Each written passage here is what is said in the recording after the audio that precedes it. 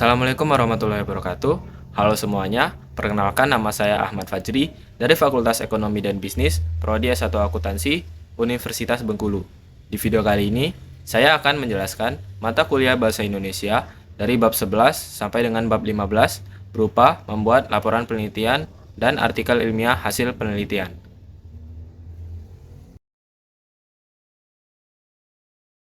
Pertama, saya akan menjelaskan apa itu hakikat penelitian. Menurut Sugiono di tahun 2020 dan Arifin tahun 2018, hakikat penelitian adalah suatu proses atau usaha penyelidikan melalui pengumpulan, pengelolaan, analisis dan penyimpulan secara sistematis dengan tujuan mencari jawaban dari masalah yang diteliti berdasarkan pendekatan, metode, dan teknik ilmiah. Lalu, selanjutnya, saya akan menjelaskan apa itu metode penelitian menurut Creswell tahun 2006. Metode penelitian merupakan prosedur atau langkah-langkah dalam mendapatkan pengetahuan ilmiah atau ilmu pengetahuan dengan cara ilmiah. Cara ilmiahnya meliputi yang pertama, ada rasional atau masuk akal sehingga dapat dijangkau oleh penalaran manusia. Yang kedua ada empiris atau dapat diamati oleh indera manusia. Yang ketiga ada sistematis atau langkah-langkah yang logis. Yang keempat ada valid atau derajat ketepatan antara data yang sesungguhnya terjadi dengan data yang dapat dikumpulkan oleh peneliti. Yang kelima ada reliable atau derajat ketepatan dengan data yang diperoleh bisa dibuktikan fungsinya pada waktu yang berbeda. Selanjutnya saya akan menjelaskan ciri-ciri penelitian yang baik. Ciri-ciri penelitian yang baik adalah yang pertama bermanfaat bagi kebaikan, yang kedua mengandung nilai kebaruan atau novelty, yang ketiga tema up to date misalnya dikaitkan dengan COVID-19, yang keempat menggunakan prosedur penelitian yang ilmiah dan dapat dipertanggungjawabkan, yang kelima data dalam bentuk deskripsi, tabel, diagram, dan gambar, yang keenam orisinil dan tidak mengandung plagiasi. Yang ketujuh, dapat dipublikasi dan diakses dalam bentuk jurnal, proceeding, buku, dan lainnya. Selanjutnya, siklus proses penelitian metode ilmiah atau scientific methods menurut Creswell 2015. Yang pertama ada identifikasi permasalahan penelitian melalui menetapkan permasalahan, menjustifikasinya, dan menyebutkan pentingnya untuk meneliti bagi audiensi tertentu. Yang kedua ada tinjauan kepustakaan, yaitu menentukan sumber, menyeleksi sumber, dan merangkum sumber. Yang ketiga ada penetapan maksud penelitian, yaitu mengidentifikasi maksud pernyataan dan mempersempit maksud pernyataan untuk hipotes. Yang keempat ada pengumpulan data, yaitu menyeleksi individu-individu untuk diteliti, mendapatkan izin, dan mengumpulkan informasi. Yang kelima ada analisis dan interpretasi data, yaitu menguraikan data, mempresentasikan data, dan menjelaskan data. Yang keenam ada pelaporan dan evaluasi penelitian, yaitu memutuskan tentang audensi, menstruktur laporan, dan menulis laporan dengan sensitif. Oke, lanjut ke metode penelitian. Metode penelitian dibagi menjadi tiga, yaitu yang pertama ada kuantitatif, berisi paragraf deduktif, dibuat untuk menguji atau membuktikan teori. Yang kedua ada kualitatif, berisikan paragraf induktif, dibuat untuk menghasilkan atau mengembangkan teori. Yang ketiga ada campuran atau mixed method. Boleh menggunakan paragraf deduktif dulu baru induktif atau sebaliknya. Dan dibuat untuk membuktikan dan mengembangkan teori. Oke, kita lanjut ke jenis penelitian kuantitatif. Yang pertama ada eksperimen atau pemberian tindakan. Yang kedua ada korelasi atau tidak memberikan tindakan. Yang ketiga adalah survei atau bagian dari ex post facto.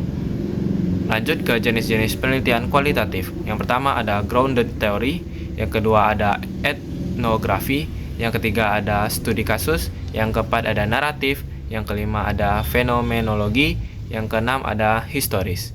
Lanjut ke jenis penelitian campuran. Yang pertama ada penelitian pengembangan, yang kedua ada penelitian tindakan, yang ketiga ada penelitian deskriptif, yang keempat ada paralel konvergen, yang kelima ada sequential explanatoris, yang keenam ada sequential explanatory. Lanjut ke sistematika proposal penelitian kualitatif. Bab pertama, pendahuluan.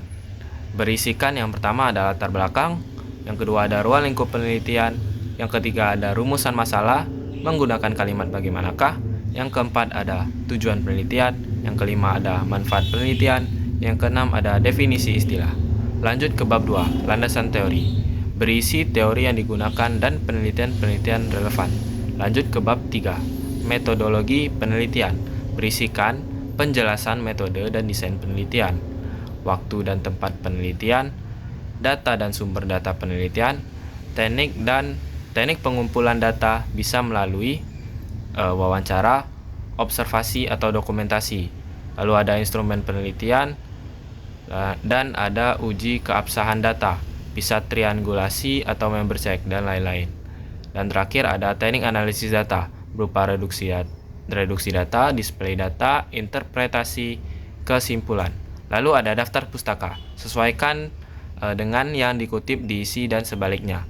Format bisa apa, atau MLA, atau IEEE, atau Vancouver, dan Chicago. Dan untuk LTA atau skripsi atau tesis atau disertasi ditambahkan dengan abstrak, berisikan halaman setelah lembar pengesahan, menggunakan pola Imrat plus kata kunci, maksimal 250 kata. Lalu ada bab 4, hasil dan pembahasan, berisikan hasil penelitian dan pembahasan. Bandingkan hasil penelitian dengan teori penelitian relevan, disertai data penelitian sehingga diperoleh novelty. Lalu ada bab 5, penutup, berisikan kesimpulan dan saran. Lalu ada daftar pustaka. Sama seperti tadi, disesuaikan dengan yang dikutip dan diisi. Dan sebaliknya, formatnya bisa apa, MLA, IEE, Vancouver, dan Chicago. Lalu ada lampiran, berisi instrumen penelitian, data penelitian yang diperoleh, dan proses analisis data. Oke, kita lanjut ke sistematika proposal penelitian kuantitatif. Berisikan yang pertama ada bab 1, pendahuluan. Berisi latar belakang, ruang lingkup penelitian, rumusan masalah, tujuan penelitian, manfaat penelitian, dan definisi operasional. Lalu selanjutnya ada bab 2, kerangka teori dan kerangka berpikir. Berisi tentang yang pertama ada teori yang digunakan, yang kedua ada penelitian-penelitian relevan, yang ketiga ada kerangka berpikir, yang keempat ada hipotesis penelitian sebagai contoh, adakah pengaruh X terhadap Y atau sebaliknya. Lalu selanjutnya ada bab ketiga atau metodologi penelitian, yang berisi yang pertama ada metode penelitian yang menjelaskan metode dan desain penelitian. Yang kedua berisi tentang waktu dan tempat penelitian. Yang ketiga ada deskripsi variabel penelitian. Yang keempat ada populasi dan sampel. Yang kelima ada teknik pengumpulan data berupa kuesioner atau tes. Yang keenam ada instrumen penelitian atau berisi lembar kuesioner atau tes. Yang ketujuh ada uji coba instrumen. Dan yang kedelapan adalah teknik analisis data berupa uji prasyarat atau uji hipotesis. Lalu ada daftar pustaka, sesuaikan dengan yang dikutip, diisi dan sebaliknya. Format bisa apa, MLA, IEEE, Vancouver, dan Chicago. Sedangkan untuk LTA atau skripsi atau tesis atau disertasi ditambahkan dengan abstrak atau halaman setelah lembar pengesahan menggunakan pola Imrat plus kata kunci, maksimal 250 kata. Lalu membuat bab 4, hasil dan pembahasan, yang berisikan yang pertama adalah hasil penelitian. Jawab hasil penelitian sesuai rumusan masalah. Sampaikan hasil penelitian berupa uraian, tabel, dan gambar, dan ingat jangan dikomentari dahulu. Yang kedua ada pembahasan. Berisikan tentang bandingan hasil penelitian dengan teori dan penelitian relevan, disertai data penelitian sehingga diperoleh novelty. Lalu ada bab kelima, penutup, berisi tentang kesimpulan dan saran. Untuk LTA atau skripsi atau tesis atau disertasi, daftar pustakanya dibuat setelah membuat bab 5 dan menggunakan format bisa apa, MLA, IEEE, Vancouver, dan Chicago. Lalu selanjutnya ada membuat lampiran, berisikan tentang instrumen penelitian, data penelitian yang diperoleh, dan analisis data. Oke, kita lanjut ke bab artikel ilmiah hasil penelitian. Apa itu artikel ilmiah hasil penelitian? Menurut Dalman tahun 2018, artikel ilmiah hasil penelitian merupakan ringkasan hasil penelitian yang disusun dengan sistematika, bahasa yang menarik, dan dengan gaya selingkung jurnal yang dituju. Struktur dari artikel ilmiah hasil penelitian adalah yang pertama ada judul, diikuti dengan nama penulis, instansi, dan email penulis. Yang kedua ada abstrak, dalam bahasa Indonesia atau bahasa Inggris, yang berisi masalah atau potensi penelitian, tujuan penelitian, metode penelitian, teknik pengumpulan data, teknik analisis data, dan hasil penelitian, serta diikuti kata kunci, maksimal 250 kata, dan spasi 1. Yang ketiga ada pendahuluan, yang berisikan latar belakang permasalahan penelitian, rumusan masalah, tujuan penelitian, dan manfaat penelitian. Ditulis menyatu dan tidak dalam subbab. Yang keempat ada landasan teori, berisikan teori yang benar-benar digunakan dalam penelitian sesuai dengan rumusan masalah yang diangkat. Yang kelima ada metodologi penelitian, yang berisikan metode penelitian, data, dan sumber data untuk penelitian kualitatif atau populasi dan sampel untuk penelitian jenis kuantitatif, waktu dan tempat penelitian, teknik pengumpulan data, teknik analisis data, dan validitas data. Kesemuanya ditulis dalam bentuk paragraf, bukan dalam bentuk subbab.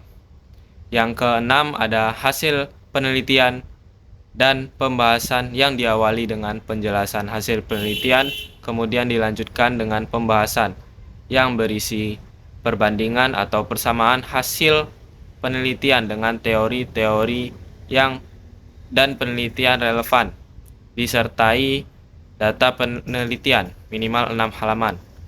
Lanjut, itu ada kesimpulan, berisi tentang gambaran umum hasil penelitian yang merupakan jawaban dari rumusan masalah penelitian, disertai saran dan rekomendasi. Lalu ada daftar pustaka, ditulis dengan mencantumkan nama penulis, tahun terbit, judul buku, kota terbit, dan penerbit. Untuk pustaka yang diperoleh dari internet harus mencantumkan waktu mengakses alamat. Perlu diperhatikan bahwa daftar pustaka yang dicantumkan hanya yang terdapat dalam artikel sesuai dengan apa yang dikutip.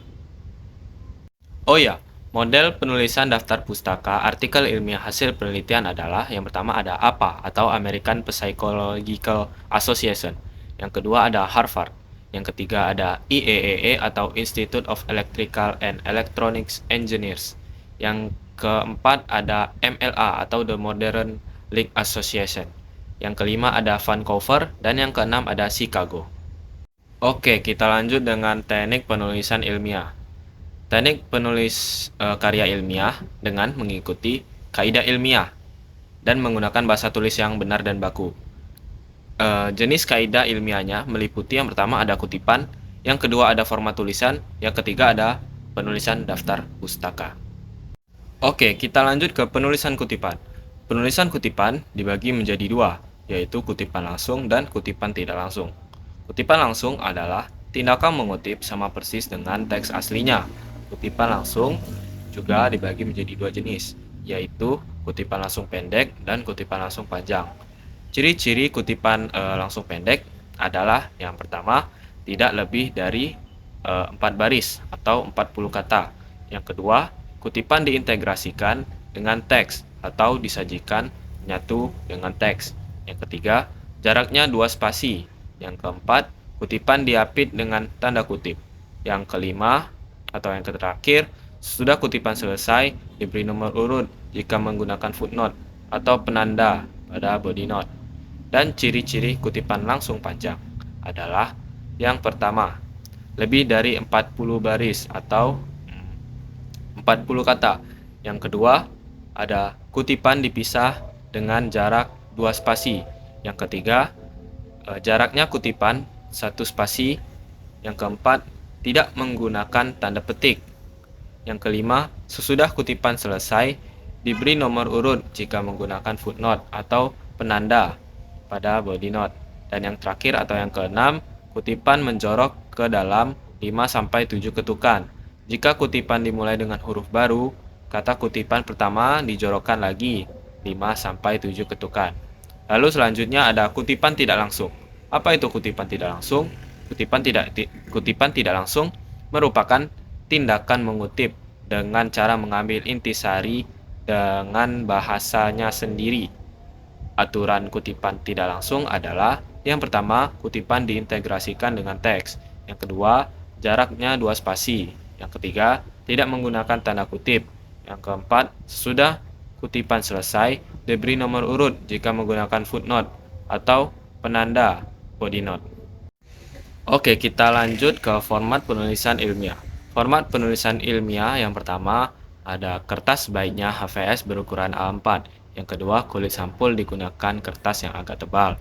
Yang ketiga, ukuran untuk tajuk 14 dan untuk huruf anak bab dan penjelasan lain gunakan ukuran 12. Yang keempat, ukuran kertas dengan pola ukuran margin atas itu 4 cm dan margin bawah itu 3 cm.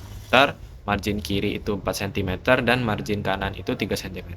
Yang kelima, jenis tulisan secara umum menggunakan Times New Roman. Yang keenam, spasi 2 untuk skripsi, tesis, dan disertasi.